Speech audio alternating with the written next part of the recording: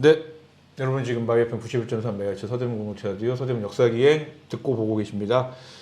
자, 오래전 이날이고요. 방송이 있는 주간의 서대문 역사에 대해서 이야기하는데 이번 주에는 6월 9일에서 6월 15일까지입니다만 뭐 거의 뭐 이때쯤에는 사실 한국 현대사에서 가장 큰 일이 있었기 때문에 네. 당연히 그 얘기를 할 수밖에 없는 상황이라는 생각은 듭니다. 오프닝 때 이제 말씀하신 게 87년 6월 항쟁과 그 대선까지 이르는 네. 예, 그 과정을 이야기를 한 건데 그 6월 항쟁과 너무나도 관련이 깊은 네. 1987년 6월 9일 하루 전입니다. 60이 원래 그 정해놓은 일자였으니까. 그렇죠. 예, 6월 9일 연세대생 이한열 시위 도중에 최루탄에 피격당한 날입니다. 그렇죠, 그렇죠. 네. 이거는 그때 사진도 많이 찍혀가지고 사람들이 많이 기억. 아, 이건 뭐 너무 유명한 사건이죠. 그러니까 이건 뭐 영향력도 영향력이고 네. 이 사건 하나가 너무나 상징적인 의미가 커서 네. 네, 뭐 이 사건 뭐 아주 뭐 소상하게 말씀 안 드려도 될 것 같고 네네. 일단 그 6월 항쟁이라고 우리가 하는 게 6월 10일을 기점으로 해서 그렇죠. 중에 이제 민주화 시위를 대규모로 그 6월 20 벌이기로 한 날인데 6월 29일까지가 거의 뭐 이렇게 그렇죠. 6.29 선언이라고 하던 당시까지 그 노태우가 그때까지를 거의 한 20일 가량 엄청나게 많이 했었다라고 네. 하는 거죠. 맞습니다. 왜 6월 10일로 잡았었냐면 그때가 민정당의 전당대회를 하는 날이었어요. 그건 몰랐네. 그러니까 전두환의 후계자 그 대통령 후보를 선출하는 전당대회가 있는 날이었습니다. 그날을 기점으로 그러니까 60이라는 게 이제 60만세 운동 역사적 의미가 있는 날이기도 했지만 이때는 현실적으로는 요 날이 민정당 전당대회가 있는 날이어서 요때 그 노태우 전 이 양반 또 따님 분이 또 이렇게 요랑 얘기를 하고 있어가지고 또 유명한 이슈가 됐죠. 6월 10일이 그런 날이었군요. 네, 그래갖고 그 60을 기해서 이런 뭐랄까요 그 전국 단위에서 뭐 한번 그렇죠. 항의를 하자. 시위 대규모 시위가 계획되고 있었고 대학가에서는 요날 나가야 되니까 그거에 이제 예비 집회 성격을 이게 집회들을 계속 하고 있던 중이었어요. 그치. 그 6월 9일도 이제 연세대학교 안에서 사전 집회를 하던 날이었죠. 네네네. 그날 학교 지금도 뭐 지금 그 자리에 동판도 설치를 했습니다만 아무튼 그 교문 앞까지 나와서 이른바 이제 그 사수대라고 하던 그렇죠. 그런 역할이었던 것 같아요. 그 이한열 열사가 그렇게 하다가 그날 유독 최루탄을 공격적으로 많이 발사를 했답니다. 그래서 이제 못 이기고 안 되겠다 싶어서 이제 교문 안쪽으로 이제 들어가려던 차에 그 머리 뒤를 정통으로 맞았죠.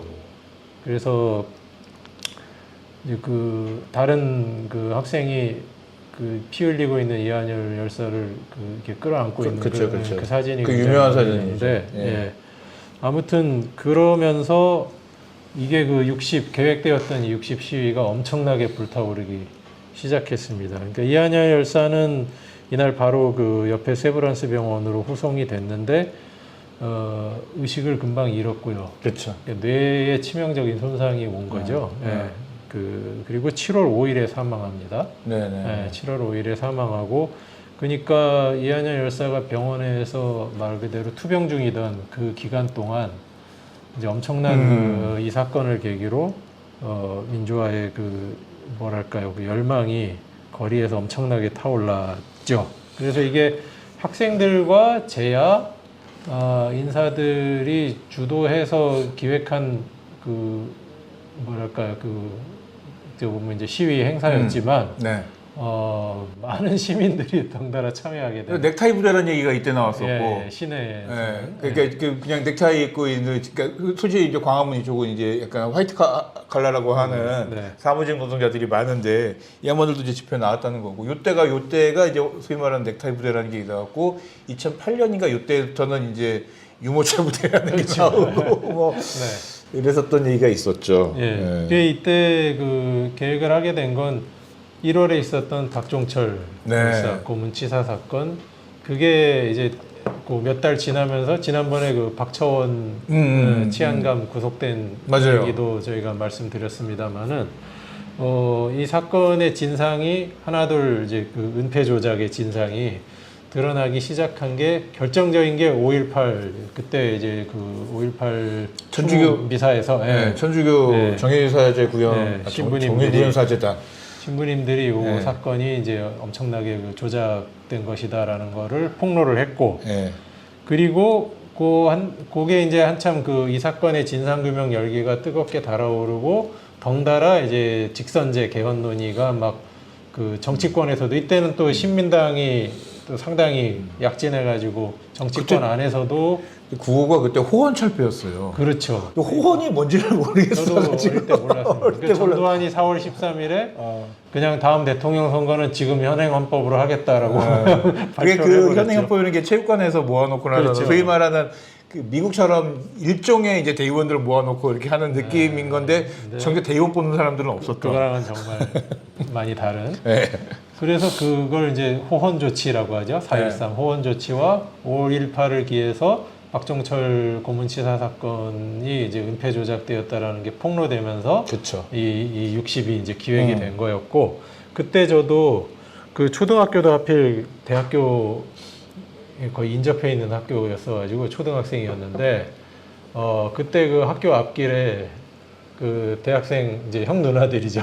형 누나들이 이렇게 한 그 오전 아마 점심 때쯤 될 때부터 이제 나와서 이렇게 길에 앉아요. 아 진짜. 네. 그러면서 구호를 외치는데 그때 호헌철폐 독재타도. 예. 그리고 호헌이라는 게 도대체 뭔지 제가 굉장히 궁금했어요. 나도 호헌이라는 게 도대체 뭔지. 약간 물어보면은 약간 좀 그런 그 분위기가 있잖아요.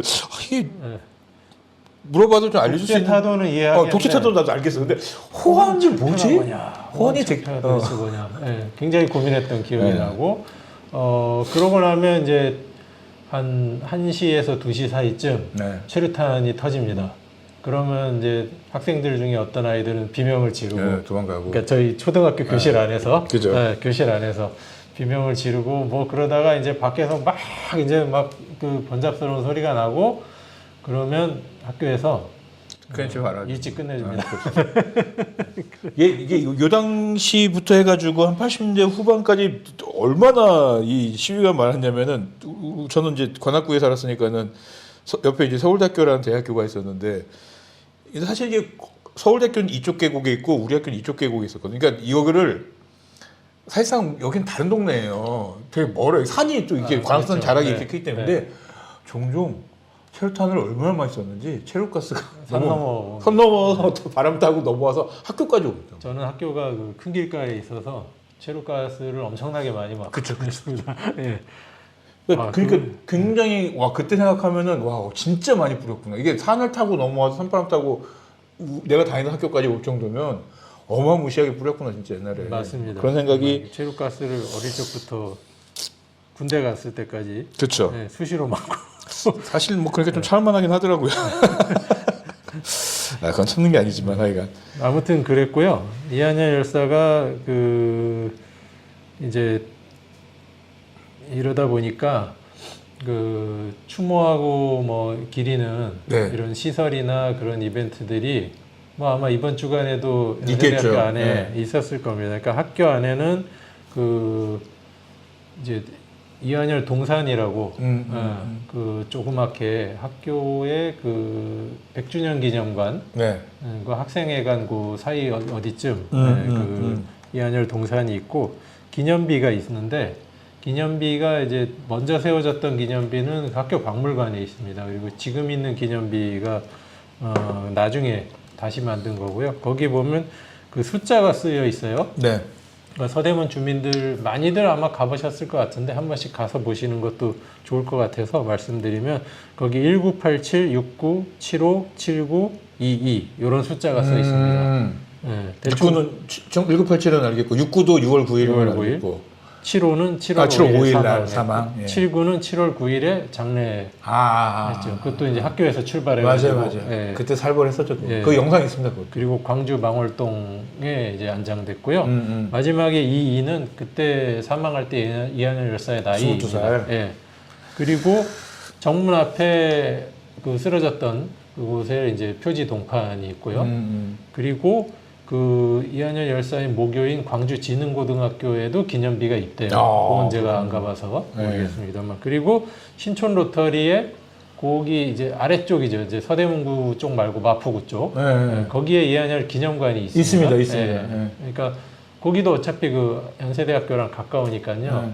이한열만 테마로 해서 그렇게 신촌 일대를 한번 돌아보시는 이제 짧은 답사 같은 것도 충분히 하실 수 있다. 공부를 조금 해서 사실은 약간 그 답사를 그렇게 하실 수 있으면 약간 이 87년, 그러니까 87년도에 그 연세대학교에서 조금 얘기 나누고 쭉 걸어와서 이렇게 해서 이렇게 뭐 약간 이런 거 있다 이렇게 하고 기념관까지 온 다음에 그 근처에서 뭐 이렇게 이런 이야기를 조금 더 집중적으로 하는 것도 그러니까 답사의 코스는 짧지만 뭐 이런 얘기하는 건 나쁘지 않아요. 네, 괜찮은 뭐